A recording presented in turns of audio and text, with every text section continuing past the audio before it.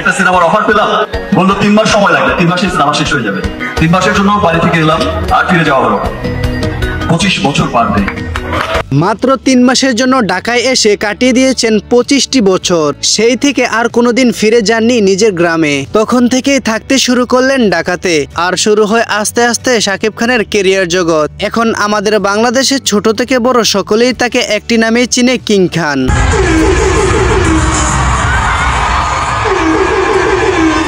প্রথম আলোর অ্যাওয়ার্ড অনুষ্ঠানে মেগাস্টারের এরকম এন্ট্রি দেখে যত বক্তবৃন্দ আছে সকলেই চমকে যায়। সাকিবের এই মেগাস্টার হওয়ার পিছনে রয়েছে অসংখ্য না জানা তথ্য।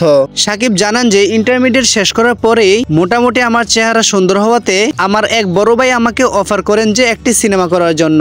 এটা শোনার সাথে সাথে আমি ঢাকাতে চলে আসি। তখন তারা আমাকে জানায় যে সিনেমার কাজ শেষ হতে 3 মাস সময় লাগবে, আর এই 3 মাস ঢাকাতে আমার থাকতে হবে।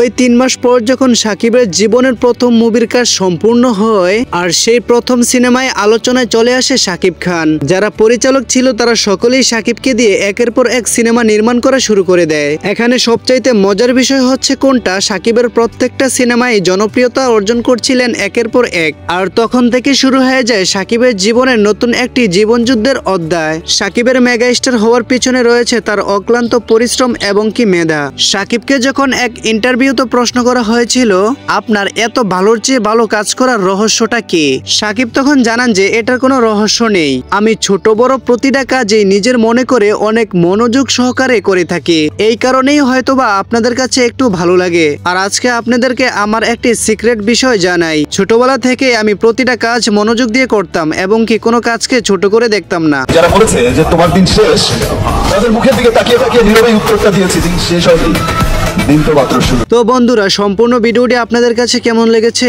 অবশ্যই কমেন্ট করে জানিয়ে দিবেন।